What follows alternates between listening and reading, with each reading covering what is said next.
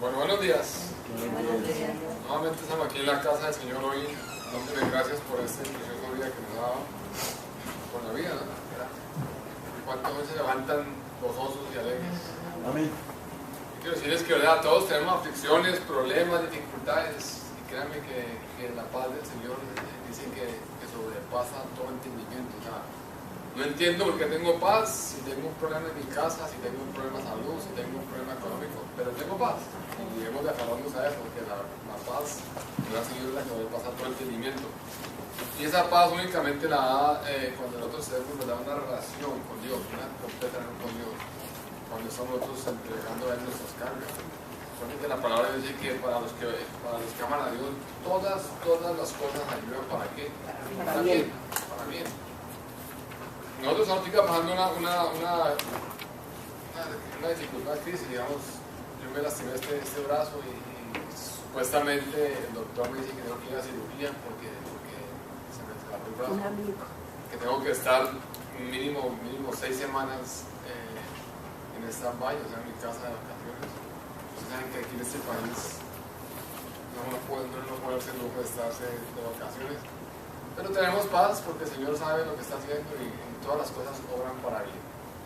Entonces le damos a dar gracias al Señor por su palabra, por la promesa que nos trae, por la bendición que nos da y por sobre todo la esperanza que tenemos nosotros cuando andamos sus caminos y queremos hacer. Hoy vamos a estar hablando sobre lo que se inicia hoy. ¿Qué se inicia hoy para la Semana Santa. La Semana Santa, ¿verdad? Y hoy estamos hablando que esta semana se da inicio de la Semana Santa y casi en todas partes del mundo se celebra. En todas partes del mundo se celebra la Semana Santa. Pero podemos ver que cada país ha culturizado esta Semana Santa. Cada país ha culturizado este acontecimiento que pasó y tiene su propia manera, su propia forma de celebrarlo. Pero ¿qué pasa? Que cuando lo culturizan, cambian el mensaje y cambian el verdadero personaje, el personaje principal. Nosotros esta semana estamos celebrando que el Señor fue crucificado, que murió, pero que resucitó en la cruz del Calvario. O sea, esta semana nosotros estamos hablando que el Señor es el principal protagonista de esta semana. No solamente nosotros esta semana no estamos hablando que es la semana de vacaciones, donde hay tiempo para disfrutar, para pasear, no. Esta semana no tenemos tiempo nosotros para vacaciones y disfrutar. Esta semana debemos dedicar el tiempo, lo que todos más podamos, para reflexionar y para estar conectados con Dios. Yo estoy mirando, estoy más o menos comparando cómo lo celebran en los diferentes países. Por lo menos, hermanos, en Estados Unidos, la celebración de Semana Santa se lleva a cabo durante el día y en lugares al aire libre. Es habitual que las familias organicen fiestas que la llaman la Easter Egg, o sea, la fiesta de los huevitos, y es un encuentro donde los niños tienen que buscar los huevitos de chocolate. Y normalmente lo que se les enseña a los niños es que esos huevitos son regalados por los conejos de Pascua. Ahí estamos viendo que no están tratando el tema de Jesús, ni por qué murió Jesús en la cruz del Calvario, sino estamos viendo que estamos llevando a los niños a que Semana Santa es un tiempo donde tienen que ir a buscar huevitos porque un conejo trae huevitos de chocolate. Ahora, en Suecia la Pascua también es una fiesta familiar. Durante toda la semana los muchachos de secundaria tienen libre toda la semana y el lunes siguiente siguen todavía vacaciones. ¿Saben por qué? Porque ellos se disfrazan y el huevito, los regalos no los trae un conejito ni mucho menos, sino que es una amiga que trae los regalos y esa amiga es una bruja. Por eso los niños se disfrazan y sus disfraces preferidos son de pequeños monstruos. ¿Para qué? Para hacer algo diferente a lo que es la tradición cristiana. ¿Cuándo se ha visto nosotros en Semana Santa disfrazándonos de monstruos esperando que la bruja nos traiga regalos y huevos? En Panamá son tradiciones como en nuestros países, hermanos, que las procesiones, ¿verdad? Son procesiones que se hacen, los muñecos y estatuas a última hora se levantan, ¿para qué? Para llevarlas por todo el camino y mostrar a la gente qué fue lo que sucedió, pero más como una obra de teatro. Se prohíbe comer carne santa, se prohíbe comer carne el Viernes Santo, pero el domingo se cierra con una gran cena y un gran acontecimiento. En Bélgica y Francia dicen que las campanas de las iglesias no suenan desde el Viernes Santo, el viernes de la Pasión, ¿hasta cuándo? Hasta el domingo de Pascua, porque según la leyenda dicen que las campanas vuelan y se van de viaje para recibir la bendición del Papa, y que al regreso, cuando vuelven nuevamente a Suecia y a Francia, vienen cargadas de chocolates y dulces, y estos dulces y chocolates los esconden en los jardines de la iglesia y los niños van a buscarlos el domingo. Vemos que todas estas tradiciones y todos esos que hemos visto, los países los celebran de diferentes maneras, pero en ninguna parte se centran en la verdadera razón de la Semana Santa. En ninguna parte estamos viendo que el centro del mensaje es que Jesús, es que Dios mandó a su unigénito Hijo a morir por ti y por mí. No estamos viendo que el personaje principal fue aquel que se llevó a la cruz del madero y que siendo inocente se crucificó y pagó por los pecados y delitos de nosotros. No estamos viendo eso, estamos viendo todo lo contrario. Pero ahora, las iglesias cristianas, nosotros conmemoramos la Semana Santa, que se inicia casualmente hoy en la entrada triunfal de Jesús a Jerusalén, o como nosotros lo conocemos, que el domingo de Ramos, ¿verdad? Entonces, y termina con la resurrección de Cristo el siguiente domingo. Ese acontecimiento que ocurrió hace más de 2000 años, nosotros no podemos verlo como un mito, no podemos verlo ni cambiar la historia, ni verlo simplemente como un cuento. No podemos, hermanos, ¿por qué? Porque ese acontecimiento es real, ese acontecimiento es verídico, es un acontecimiento que ha transformado millones y millones y millones ¿de qué? De vidas. Es un acontecimiento real que no solamente fue escrito por algunas personas que se inventaron, sino fue escrito por los apóstoles, que ellos fueron testigos presenciales, ellos vivieron, ellos estuvieron ahí en la escena, y lo que ellos escribieron y colocaron cada uno en su evangelio fue porque estaban relatando los hechos reales que estaban viendo. En los 4 evangelios vemos en Mateo, Marcos, Lucas y Juan, los escritores de estos evangelios relatan este episodio que ocurrió 3 días antes de la resurrección de Jesucristo. Ahora, acordémonos que esto de la entrada triunfal de Jesús, esto el profeta Zacarías lo ha profetizado 520 años antes del nacimiento de Jesús. Antes del nacimiento de Cristo, Zacarías 520 años antes lo había profetizado. Si tú vas al libro de Zacarías, capítulo 9, versículo 9, la palabra de Dios nos dice lo siguiente. Zacarías 9, 9. La palabra de Dios dice lo siguiente. Y dijo, alégrate mucho, hija de Sión, da voces de júbilo, hija de Jerusalén. Mira que tu rey vendrá a ti, justo y salvador, pero humilde, cabalgando sobre un asno, sobre un pollino, hijo de ¿qué? De asna. 520 años antes que naciera Jesucristo, ya el profeta Zacarías les dijo, alégrese, regocíjese, llénese de gozo, de júbilo, porque mira que va a venir un rey, va a ser un rey justo, un rey salvador, pero ¿qué? Un rey humilde. Y él describió que ese rey iba a entrar, iba a cabalgar sobre un asno, sobre un pollino, hijo de ¿qué? De asnas, de asna. Entonces vemos, hermanos, que este acontecimiento es real, un acontecimiento que fue vivo, un acontecimiento que transforma y transformará y ha transformado millones y millones y millones de vidas en el mundo. Ahora, la promesa se cumplió y vemos que Jesús recorre el camino a Jerusalén, pero a su paso encuentra 2 tipos de personas. Vamos a ver lo que es la palabra de Dios. La palabra de Dios dice que uno de los tipos de personas, ellos aclamaban como enviado de Dios, y tiraban sus mantos, dice la palabra de Dios, como señal de reconocimiento y ¿qué? Y reverencia. Un grupo de las personas que estaba ahí cuando pasó Jesús tiraban sus mantos, le tiraban ramos, flores y todo, reconociéndolo a él y dándole reverencia.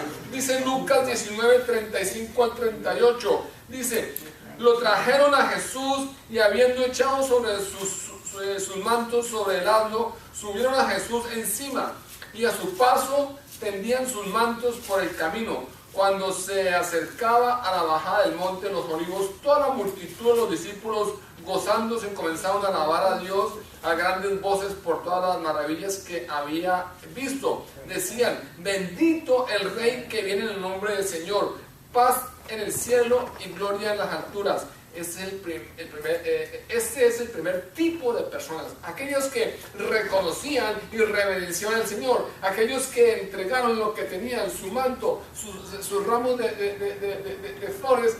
¿Para qué? Para que Jesús pasara, porque lo reconocían y lo reverenciaban. Ese es el primer grupo de personas.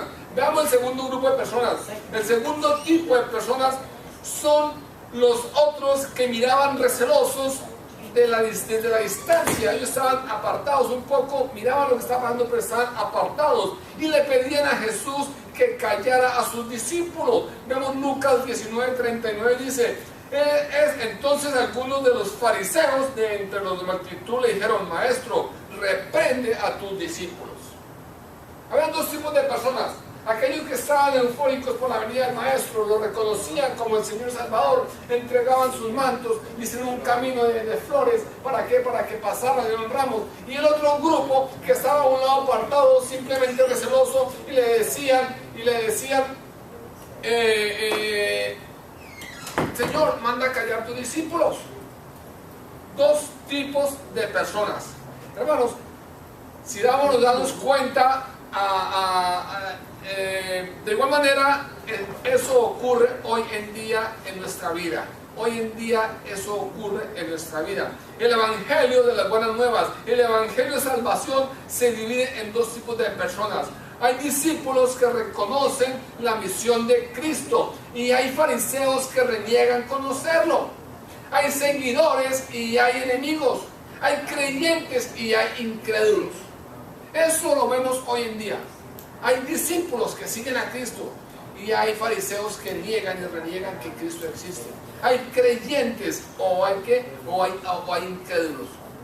La gran pregunta hoy es, ¿en cuál tipo de persona estás tú? ¿En cuál tipo de persona estás tú?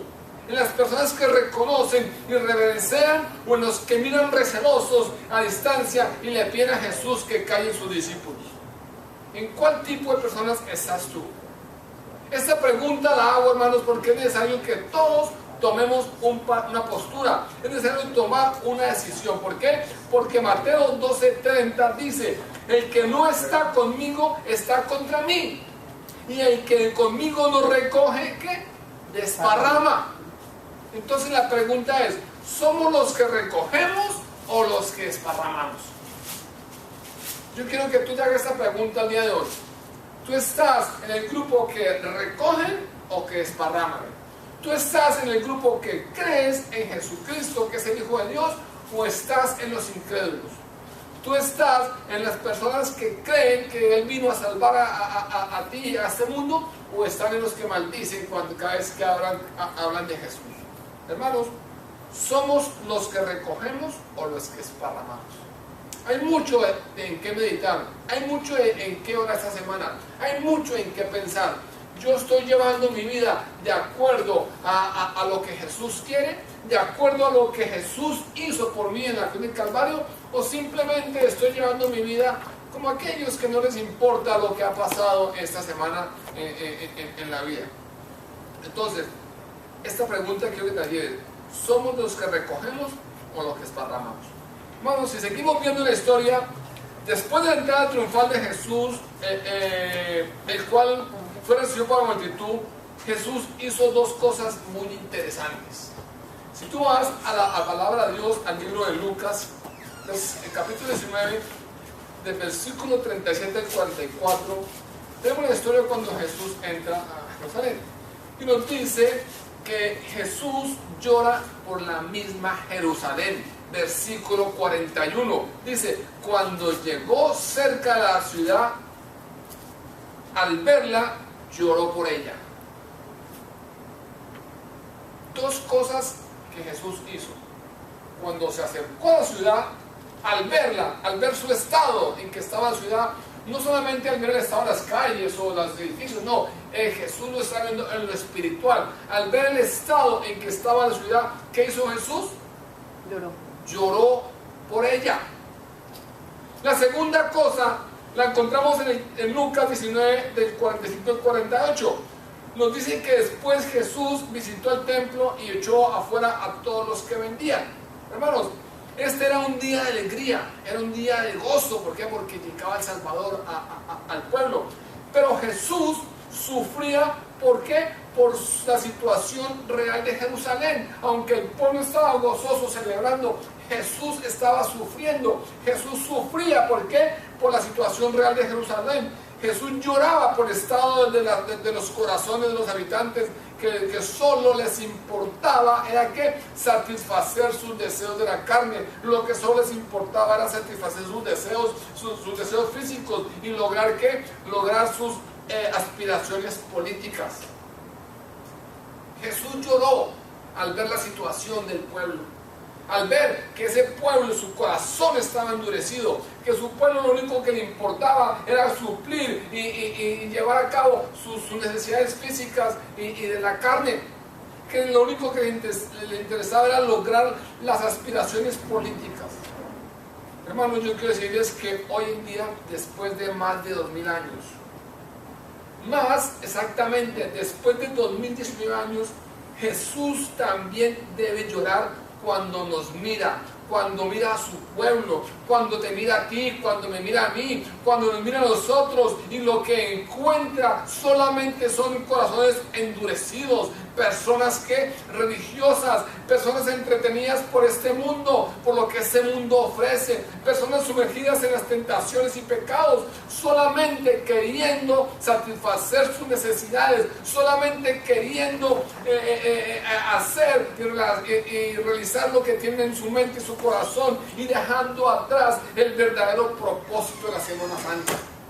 Yo estoy seguro que Jesús aún ahora, después de 2000 años, todavía mira a su pueblo, mira a su iglesia, te mira a ti y me mira a mí, y le aseguro que Jesús llora al ver los corazones endurecidos que nosotros tenemos, al ver que la Semana Santa, el Domingo de Ramos, para nosotros es simplemente más una semana de vacaciones, es una semana como cualquier otra, una semana donde, es más, nos desfasamos a hacer cosas que no hacemos durante nuestra semana.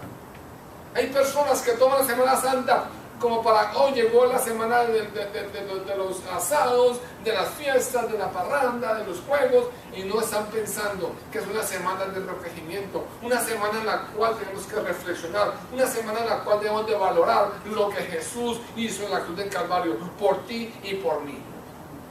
Jesús hoy en día llora cuando voltea y ve su iglesia, cuando voltea y te ve a ti y me ve a mí, con ese corazón endurecido, que no tiene perdón, que no tiene misericordia, un corazón endurecido que no mira cómo hacer el bien a su prójimo, un corazón endurecido que solamente vive para satisfacer la necesidad de la carne.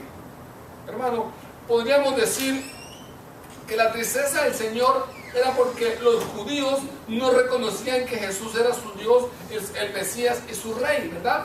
Pero en la actualidad, la tristeza del Señor sería porque aún hasta este día todo el mundo no quiere reconocer que Jesús es el camino, la verdad y la vida. Que Jesús es el camino, la verdad y la vida. Juan 14:6. Jesús dijo: yo soy el camino, la verdad y la vida. Nadie viene al Padre sino por mí. Si me conocieras, también mi Padre conocerías. Y desde ahora lo conoceréis y lo habéis visto.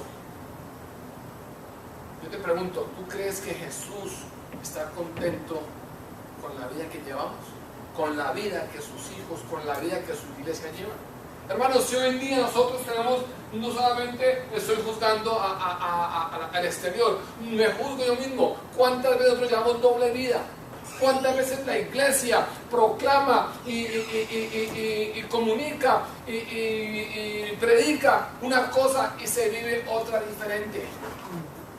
¿Cuántas veces nosotros hablamos del perdón y no tenemos la capacidad de perdonar? ¿Cuántas veces vemos que la palabra de Dios nos habla de misericordia?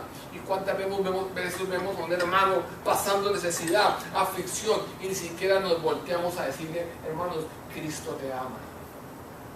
Jesús llora al ver los corazones endurecidos. Isaías, el profeta Isaías, nos enseña el verdadero propósito de ese acontecimiento. Si tú vas a la palabra de Dios en Isaías 53, del capítulo 4, 53:4, dice: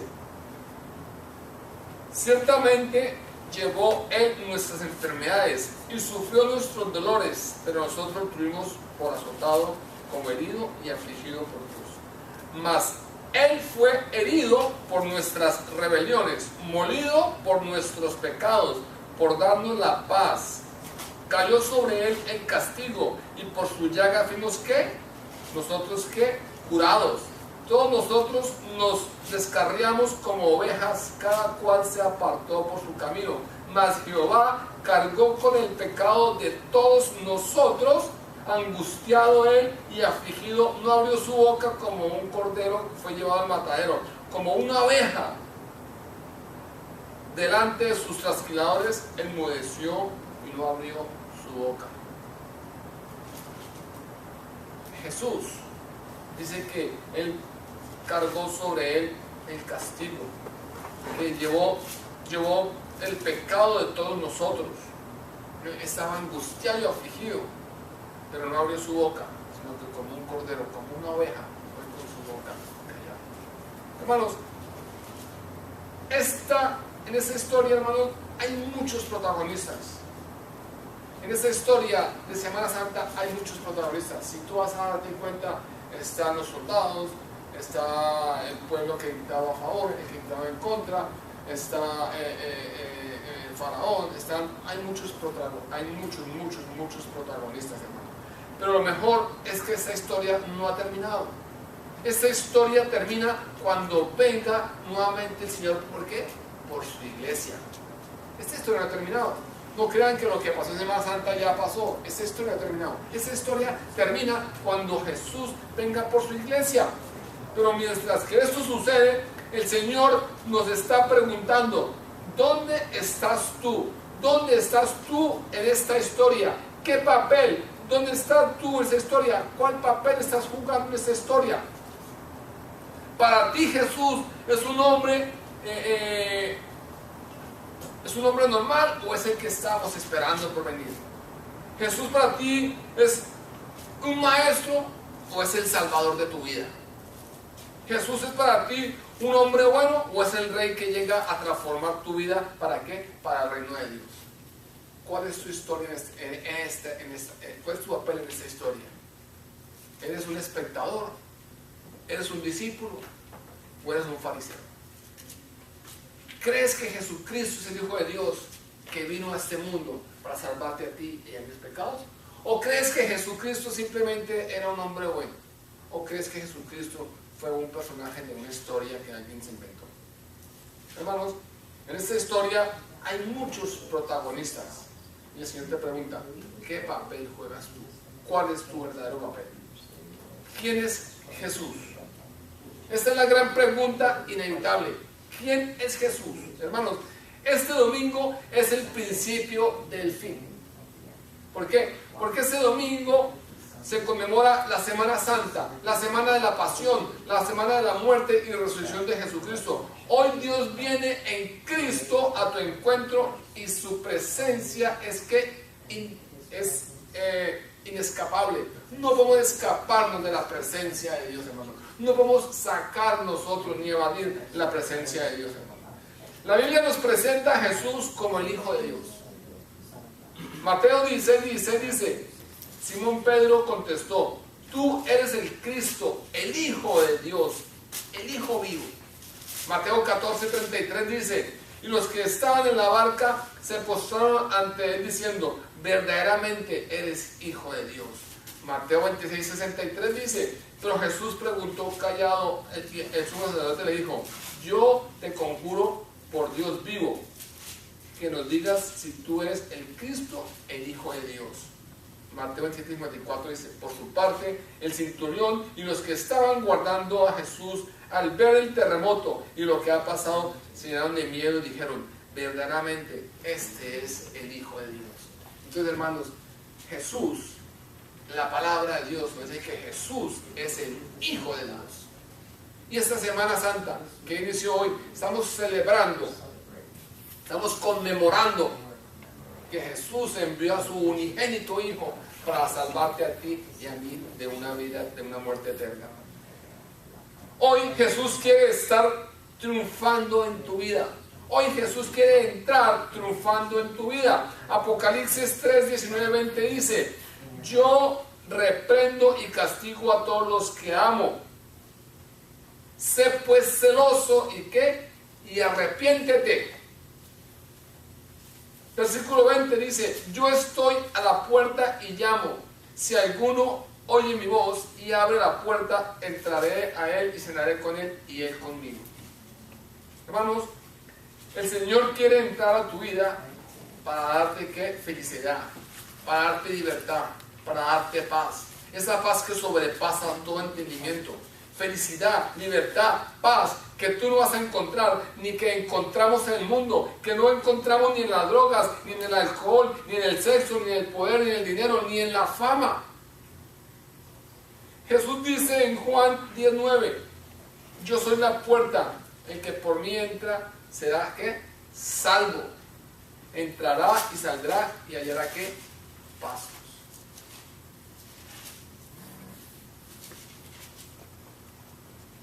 Hoy celebramos la entrada triunfal de Jesús en nuestros corazones. ¿Y qué? Y seremos felices por toda eternidad. Si tú celebras hoy la entrada triunfal de Cristo en tu vida, en tu corazón, vas a ser feliz por toda eternidad. Lucas 18:29-30 dice, y él les dijo, de cierto os digo, que no hay nadie que haya dejado casa o padres o hermanos o mujer o hijos por el reino de Dios, que no haya de recibir mucho más en este tiempo y en el siglo venidero de la vida eterna. Deja que Jesús realmente entre en tu vida. Hermanos, no sigamos viviendo un recuerdo, una religiosidad. Permitamos que realmente Jesús entre en nuestra vida. Jesús no es una religión. Jesús es una relación. Jesús es lo único que nosotros necesitamos. Es a Cristo mismo a quien nosotros necesitamos. ¿Para qué? Para ser salvos.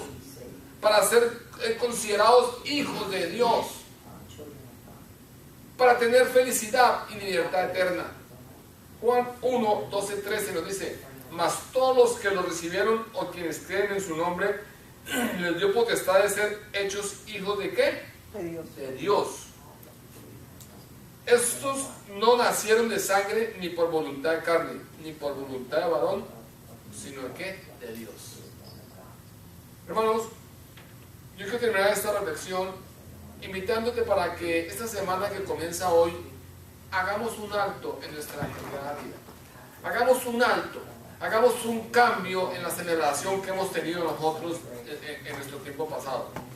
Tomemos un tiempo de reflexión, tomemos un tiempo para que pensar y reflexionemos en realidad lo que Cristo hizo y ha hecho por nosotros.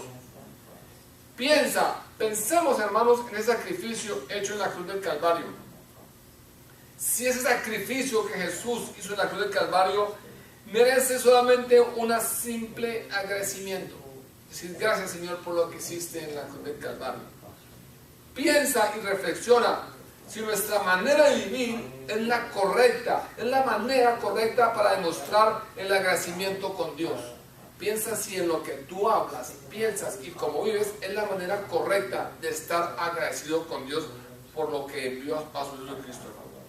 Yo te invito, hermano, esta semana, toma una hoja de papel y comienza a escribir una por una las bendiciones que te ha dado Dios. No solamente agradece de palabras, Señor, gracias porque si vamos a darle gracias por 4 cosas: por la salud, por el trabajo, por la familia y por el día que vivimos. Pero toma una hoja de papel y escribe cada una por una, cada bendición que Dios ha derramado en tu vida desde el día que naciste. Y te vas a dar cuenta que tienes más de cualquier cantidad de motivos para darle gracias a Dios, para glorificar y bendecir tu nombre. Esta Semana Santa, yo quiero, hermanos, que nosotros como creyentes, como cristianos, hermanos, hagamos de Jesús el primer personaje, el personaje principal de la historia que comienza hoy en nuestras vidas. Que no sea simplemente la Semana Santa en la que vamos a comer huevitos de chocolate, ni esperar que veamos la procesión, que nos gusta ver cómo la gente se la da, sino que seamos, hermanos, conscientes que esta semana es la semana en que Jesús mostró su gran amor por nosotros, que Dios mostró su gran amor por nosotros, entregando a su unigénito Hijo. ¿Para qué? Para que seamos salvos. Haz lo que te digo, coge una hojita y coloca una por una las bendiciones que tenemos. Y vamos a dar cuenta que tenemos mucho, pero mucho, por qué darle gracias a Dios. Vamos a empezar hoy y terminamos el domingo que viene y no hemos acabado de darle gracias a Dios por la cantidad de bendiciones que tenemos. Oremos, hermanos. Te damos gracias, Señor Dios, por este momento, Señor Padre, por esta palabra, Dios mío, que da a nosotros, a tu iglesia,